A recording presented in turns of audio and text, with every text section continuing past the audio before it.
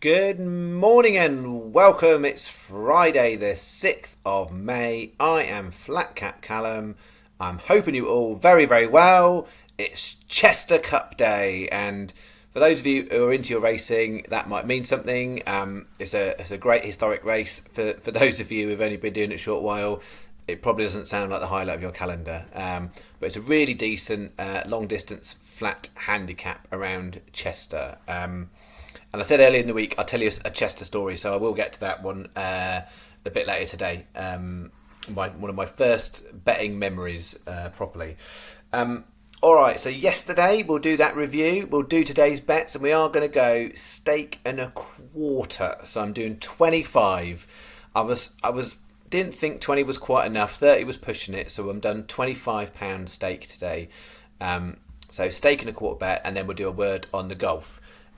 Yesterday ended up being quite decent in the end. It didn't feel like that at a halfway stage. We were having an absolute shocker, and then the main bet came good in the end, despite the fact the first leg went down. So what did we have? So main bet. I don't do 30p's that often on here. I was really happy with this bet. Just a shame that first leg, if you watch the race, got completely bumped about and ended up tailed off last. So I'm sure it was really impacted by that. So frustrating for that. But then the next three legs, Green Man was a solid third. Last Date was a solid third. And then Your Call, absolute cracking ride. It's a really good young jockey, Rose Dawes. I think I said on the review yesterday, she hasn't had a winner this year, but she did all right with what she got last year. So she's one to keep an eye on, certainly with a £7 claim. But she ran a cracker there, so that was a really, really good bet. And then we had the cross trebles that fell apart. I have got some more cross trebles today. I'm not deterred by how badly it went yesterday. But we had a non-runner in Del Duque, and then this race, two non-runners, left it with 6 horses. We got second and third there, but only paid out on first and second. So Fairmac, as we know, had a challenge. Group 1 Power was mid-pack, and then we had second and third there, and then Colonel Manison was out the places by 1. So it was frustrating. We didn't get anything off that one, and it kind of fell apart. And then the last one, Del Duque was non-runner. That was poor, and then that horse got 6th, which was all right for Sky Bet. So if you were Sky Bet, you'd have got a couple of quid back for that bet. So I made it 20 on, 31.40 back. So I think that puts us just under a day stake behind for the week. So we've made up a little bit of ground. I think it's about £18 down for the week, and about 12 down for the month. So it's really early days though, so we'll see how we go. And we've got a stake and a quarter on today. So Chester Cup. What was I going to say about Chester Cup? Yes, I remember very distinctly, and I was trying to remember if I've got an earlier memory, and I'm not. I remember Party Politics winning the Grand National and having that in a sweepstake, but actually in terms of before I was legally allowed to, I was into my betting, and as a lot of people got into it by a family member. So my dad is an avid bettor, always has been. Literally, unless it's Christmas Day, he's having a bet every day. And yeah, I remember really getting into it, and I really used to love the Cesarovic. That was one of my favourite races. Well, still is one of my favourite races. I've got some good memories of that race. And then I used to look at the link between the Cesarovic and the Chester Cup, because they're very, very similar distances, albeit very different tracks, but similar distances. And I can't remember exactly how old I was. I know I was at secondary school, and there was a horse called Doyce, and it had run well in the Cesarovic. And I said to my dad, that's the best handicapped horse on the Cesarovic form in the Chester Cup, and I really like it. And I think I must have had that conversation and then gone to school, come back from school, he wasn't around, and obviously I wasn't allowed to go into a betting shop, so I used to do like 5p bets and stuff with him. And it duly went and won, Doyce. It won, I think it was 14-1, and it was ridden by Gary Bardwell, who, those of you remember, it was an incredibly lightweight jockey. Like, he would struggle to be able to race probably put on a few pounds, but yeah, he was a great jockey for real lightweight horses, and that's what Doyce was. So yeah, one of my first memories before I was even allowed to, and I didn't get any money on Doyce at 14-1 winning the Chester Cup. Anyway, I digress. Today's bets. What have we got? I've got my Chester bet, and I know at least one of you, Philip, said he's off to Chester today. It's a really nice looking card. So here is a Chester only lucky 15. We've got, so it's 3 lucky 15s today, and I've got 1 cross trebles. I'm not necessarily thinking that cross trebles are going to be a permanent fixture. It worked yesterday. Well, it didn't work. I did it yesterday, and I found an opportunity today, and it is something I do outside the channel. So what have we got? First leg, 130. It's a bit of a shorty. Revich 6-1, but course distance specialist there, so we'll have a go. Then in the Chester Cup itself, it was only 1 horse for me. There's a lot of unexposed horses at the top of the market. They've got massive potential, but from a value perspective, Grand Vizar by a mile. So I'm not saying it's the best horse in the race, but I just think 16-1's a silly price for that horse. It should be single figures. So happily take 16-1 on Grand Vizar. And then we've got the 420 Mafia Power 16s. And then, because I know you guys love this, that we've got a nice little bet there, and you could have 3 legs going on, and what's going to happen on the last leg? It's going on to a 50-1 shot. So your cash out would be huge if we got that far in the bet. But I just think that horse is overpriced. I think it's a competitive race, that 455. But I think it's a massive price and overpriced. So we've got 20p each way lucky 15. And then I've done a 50p 50p each way single just on Grand Vizir. So 50p each way single on that.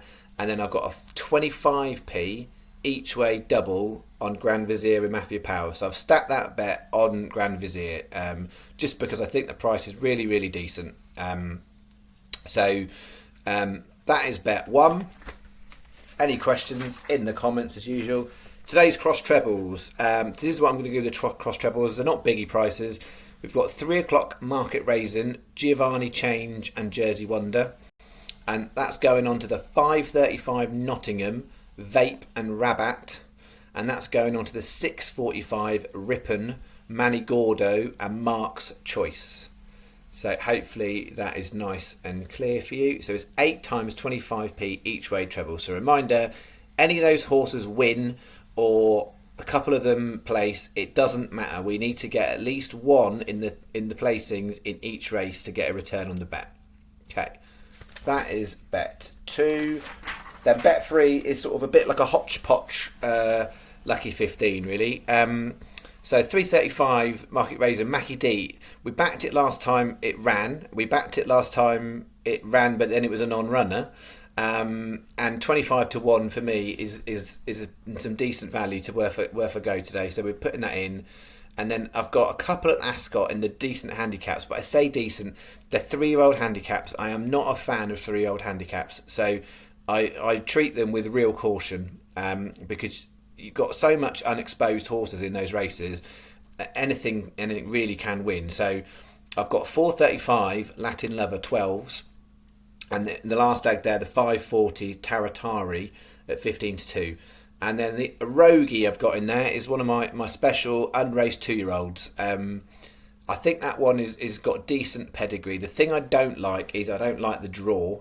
But if it's decent enough, it might be able to overcome a little bit of draw problems. Because you don't really want to be too high. Well, I've completely forgotten where I'm at. High flying. I think it's too high. Either way, I can't remember now. But when the draw, I didn't like the draw when I looked at it.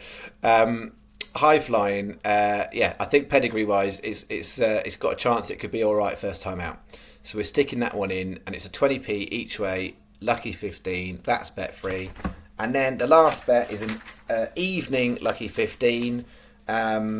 And you'll be pleased to know I'm not touching Downpatrick today because you might as well get a bunch of donkeys in the field. The quality is so low at Downpatrick today.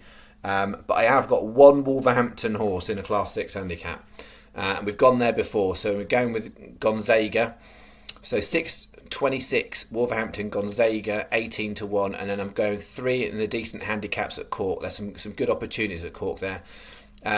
7 o'clock, massive field, so I'm going for a decent price. I think consistency might let San Andreas have a decent run at 20-1. And then the 7:30 Cork Golden Days Sixers, and then the 8 o'clock Cork Deadly On, which we've backed before, I believe, 10-1. So I've done it as a 20p each way lucky 15. And then on those top two, we've got 25p each way singles and a 25p each way double. So I'm stacking it on the best value, basically. So hopefully that is clear. So both those top two are singles and a double. That is bet 4. All right, that is our stake and a quarter for today. Word on the golf, just checking where we're at. Yeah, in essence, the lucky 15 is in a good place, and everything else is not, is how I describe it. So Justin Walters in the British Masters and Aaron Wright in the Wells Fargo, both do decent, but we don't have them as singles. I didn't want to do it all as singles. So as far as lucky 15 goes, they're in a good place. Jack Singbra, he's had a decent. He's doing all right. He's halfway through round 2, so hopefully he should be in a nice place. But the rest of them kind of got a bit of work to do today, to be honest. So we'll see how we go. My plan for the golf, based on the feedback and stuff I've got, is I'm going to stick to doing a lucky 15 every week on the golf, and then a couple of other bits. So I'm going to try and maybe keep it to a £10 stake on the golf, unless it's a major. So in a couple of weeks we've got the USPGA. I'm going to stick it to a £10 on the golf. The main bet being a lucky 15, and then with a probably 20p lucky 15, and then a £4 left over on a few other bits. But I'm going to try and reduce the stake down, reduce the singles down, just because I think in the end, lucky 15s is basic. This is what the channel's about. It's about value and accumulators and high risk. And with the golf, it is high risk with doing these singles, but it's not necessarily in keeping with what I'm doing the rest of the channel. So I think that's where I've come to. All right, any thoughts and feelings, shove it in the comments. As you guys know, this is a transparent channel, therefore comments of all ilk are welcome unless they're rude or offensive and they get filtered out. And I wanted to share this with you because what you guys don't see is the spam, right? So you get loads and loads of spam when you run these channels, and every day there's a few spam things, and it's normally in Spanish, so I don't even bother trying to translate it. But I got one the other day, and I'm sure it's spam, but I just really want to believe somebody wrote this in the wrong video, basically, because this is what the message said. That outfit drives me crazy. It looks nuts on you. You have that curvy body. You did a good job modelling it too. Also, like the last outfit, love how the garter belt connects to the stockings and the sheer top. That absolutely tickled me. I'm sure it's just spam to get someone to click on it, but I just really wanted to believe somebody accidentally wrote that on the comments. So yeah. But anyway, as I was saying, comments are welcome, even random stuff like that. So feel free to. I know there was a bit of a debate the other day. Somebody expressed an opinion about punditry heritage, and it was a debate. People have got a view. In the end, I didn't like where it was going, and everyone's entitled to an opinion. So I don't want to be censoring stuff. I just removed the comment just purely on the basis. It wasn't feeling like a nice positive place. It was just somebody expressing opinion, not one I agree with, and not one I think the majority of you were agreeing with either. But everybody's entitled to their opinion. If it offends somebody else in a proper way, I won't have it on. All right, I think I'll end it there. Enjoy Chester, particularly Philip. Enjoy your day out in the sunshine. Say sunshine. It's probably maybe a bit rain, possibly later. We'll see. Enjoy your day. I will see you tomorrow. It's another busy day tomorrow. Victoria Cup at Ascot. A really cracking handicap to get involved in. Okay, thanks very much. Cheerio. Bye-bye.